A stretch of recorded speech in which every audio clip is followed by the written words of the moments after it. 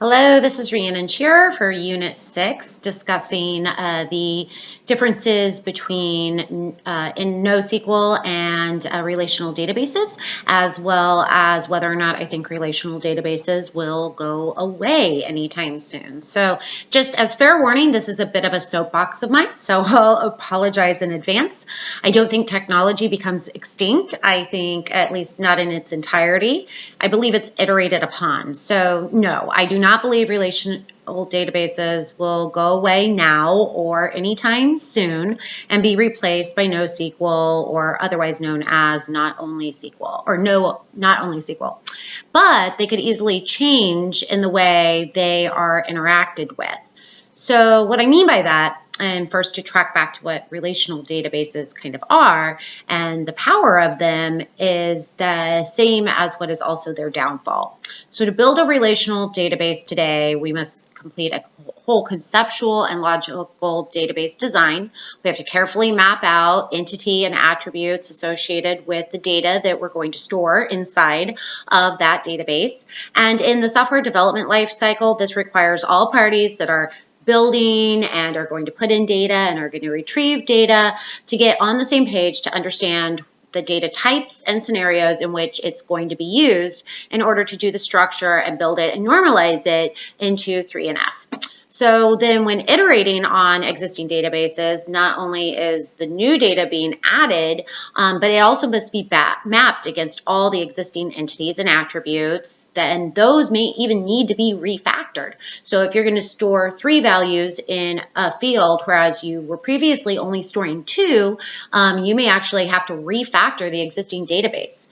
So that doesn't sound like this is a really great thing, right? Like it takes a lot of work, a lot of people ahead of time, and it's almost waterfallish, especially if you don't do it right instead of agile. However, NoSQL, on the other hand,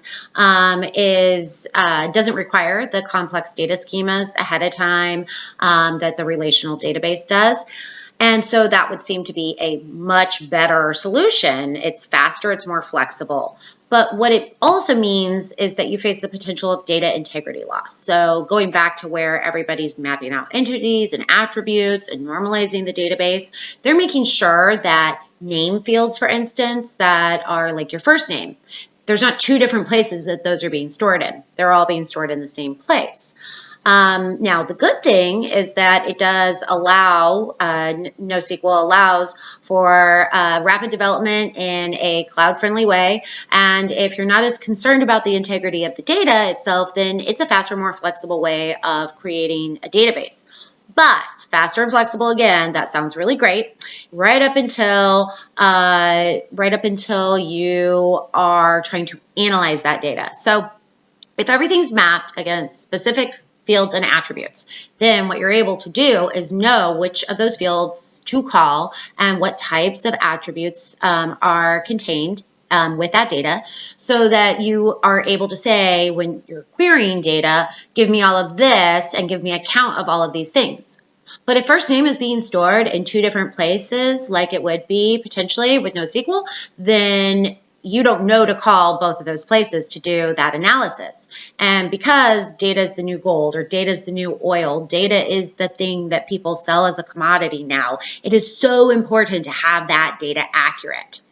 So what I want to kind of clear up, though, is where does this iterate from? Because, okay, you can't use NoSQL, so you have to do stuff in relational databases only so that you can do appropriate data analysis against it. I don't believe that is like the future at all.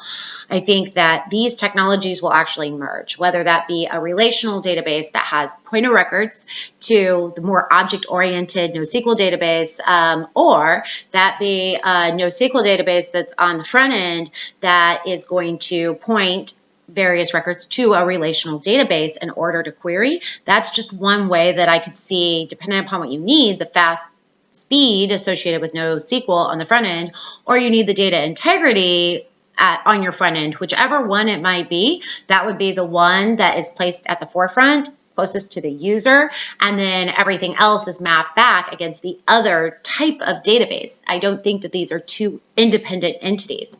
Another way, though, I see this going, and I use Power BI a lot, and Power BI actually will kind of almost build a schema for you from you putting in raw data. I don't think in the future we're going to be doing any of those logical or conceptual database designs that we currently do with relational databases, because instead, as we are doing data, very similar to how it would be done with NoSQL, as we're inputting that data, the program is going to be finding the mappings against that data and storing it directly. I mean, this is just my 2 cents, my belief as to where it's going, but it's going to be storing it in the right field at the right moment in time and ensuring that normalization and data integrity that we're really searching for when we are doing relational databases. So I hope you have a great week. Thank you so much for listening to my soapbox. Have a great day.